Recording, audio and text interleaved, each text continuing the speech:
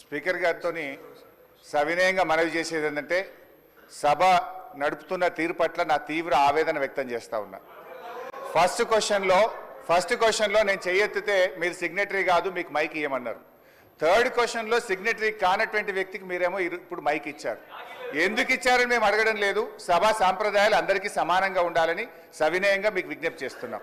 ఇకపోతే మా సీతక్క గారు ఒక మాట అన్నారు, నా పేరు తీసుకొని, మీరు అప్పుడే డబ్బులు ఇచ్చుంటే బాగుండేదని. ఎస్, నేను ఇచ్చాను. మా గౌరవ కేసీఆర్ గారి ఆదేశాల మేరకు పల్లె ప్రగతి కింద ప్రతి నెల 275 కోట్ల రూపాయలు మేము గ్రామ పంచాయతీలకు ఇచ్చాం. పల్లె ప్రగతి ప్రారంభమైన తర్వాత 3,300 కోట్ల రూపాయలు 3,300 కోట్ల రూపాయలు మేము గ్రామ పంచాయతీలకు ఇచ్చాం. ఒకవేళ మీరు ఆ పద్ధతిని కొనసాగించుంటే నెల 275 కోట్లు ఇచ్చుంటే ఇవాళ ఈ బకాయిలు ఉండేటియే కాదు అనేటువంటి విషయాన్ని మనం చేస్తా ఉన్నా.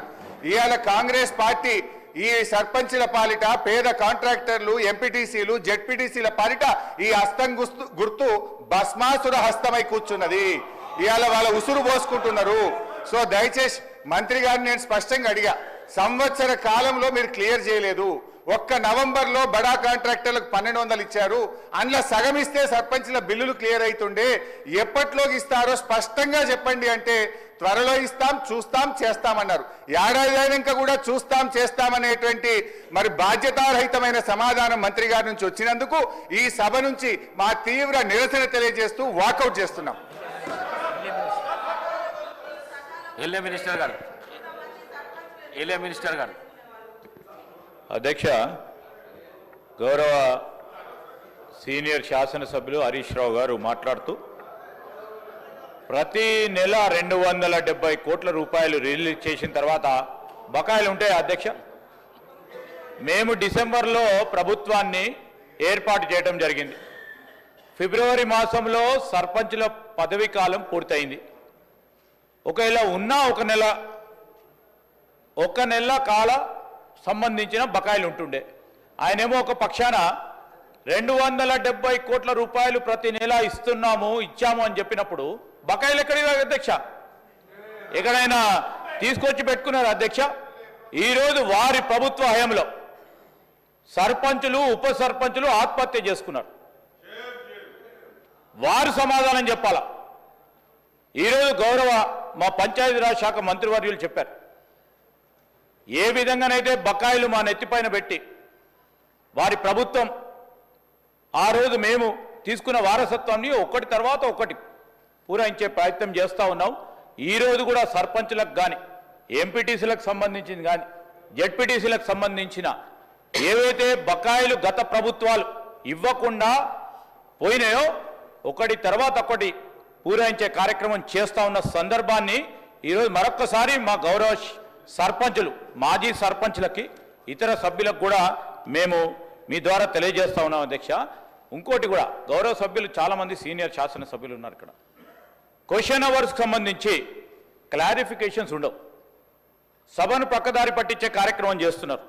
సరే, గౌరవ శాసనసభాపతి గారు మీరు ఆ స్థానంలో ఉండి ఇంకేదైనా సమాధానం అక్కడ కూర్చున్న మాజీ సర్పంచ్ సోదరులకు ఉపయోగపడే విధంగా ఏదైనా అడుగుతారంటే సభను ప్రక్కదారి పట్టించి కేవలం రాజకీయాల ఉద్దేశంతో వారి పరిపతిని పెంచుకునే ప్రయత్నం చేస్తాను. నేను దయచేసి స్పీకర్ గారిని కోరుతా ఉన్నాం అధ్యక్ష, క్వశ్చన్ అవర్లో క్లారిఫికేషన్స్ సంబంధించి ఆలోచన చేయమని కోరుతా ఉన్నాం అధ్యక్ష. క్వశ్చన్ నెంబర్ 566, మాదిరెడ్డిపల్లి చెరువులో నీటి కాలుష్యం, పరిశ్రమల మరియు వాణిజ్య శాఖ మంత్రి గారు.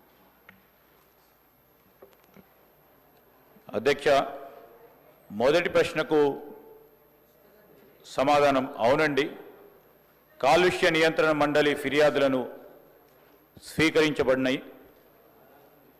రెండో ప్రశ్న, దానికి సంబంధించి తీసుకోవాల్సిన చర్యల విషయంలో Emmanuel labs, APL health care, Aurobindo pharma, Evertogen India ఈ కంపెనీలకు సంబంధించిన వర్షపు నీటితో పాటు కాలుష్యాలను వ్యవసాయ భూముల్లో విడుదల చేస్తున్నారని, తద్వారా తమ భూములు దెబ్బతింటున్నాయని సదరు పరిశ్రమలపై చర్య తీసుకోవాలని కోరుతూ ఫిర్యాదులు అందాయి. 3 యూనిట్లు అంటే APL health care limited unit 1, Aurobindo pharma limited unit 7, APL health care limited unit 8 tablets, capsules, ointments మున్నగు ఆరెంజ్ కేటగిరీకి వచ్చే ఈ ఫార్మా ఫార్ములేషన్ తయారీలో నిమగ్నమై మహబూబ్నగర్ జిల్లా జడ్చర్ల మండలం పోలేపల్లి గ్రామం మరి టీజీఐఏసి ఎస్సీజెడ్లో నెలకొని ఉన్నాయి అధ్యక్ష. 2019లో యుఎంఎస్ 189లో గౌరవ ఎస్జిటి ద్వారా నియమించబడిన జాయింట్ కమిటీతో పాటు కాలుష్య నియంత్రణ మండలి అధికారులు 30 అక్టోబర్ 2019 తేదీ నుండి మరి అదేవిధంగా 12వ తారీఖు 10వ నెలలో 2009 నుండి 12/12/2019 తేదీ వరకు ఈ ప్రాంతాన్ని తనిఖీ చేయడమైంది అధ్యక్ష. తనిఖీ సమయంలో ఈ పరిశ్రమల పర్యవేక్షణ సమయంలో టీజీఐఏసి ఎస్సీజెడ్ పోలేపల్లిలో నెలకొని ఉన్న ఏదైనా పరిశ్రమల నుండి వాటి పరిసరాల నుండి శుద్ధి చేసి లేదా శుద్ధి చేయని కాలుష్యాల విసర్జన జాయింట్ కమిటీ గుర్తించలేదు. భూసారం కలుషితం కాలేదని కొన్ని సిఫార్సులు చేస్తూ కమిటీ నివేదించింది. తదనుసారం ప్రొఫెసర్లు ఉన్నట్టి సిఎఫ్ఓ కమిటీ కూడా 2023లో సెప్టెంబర్లో సదరు ప్రాంతాలను తనిఖీ చేసి కమిటీ వేసిన సిఫార్సులను సూచనలు కూడా పరిశ్రమలు పాటించాయని గుర్తించబడాయి. పరిశ్రమలు ఎటువంటి వ్యర్థాలను విస్తరించడం లేదని, వ్యర్థాల శుద్ధి విసర్జన కోసం కాలుష్య నియంత్రణ మండలి అనుమతించినట్లుగా పరిశ్రమల వ్యర్థాలని ఉమ్మడి వ్యర్థాల శుద్ధీకరణ ప్లాంట్ సిఈటిపికు తరలిస్తున్నాయి. మండలి అధికారులు 19/9/2024 తేదీన 26/10/24 తేదీన ఇటీవలే ఈ ప్రాంతాన్ని తనిఖీ చేసి పోలేపల్లి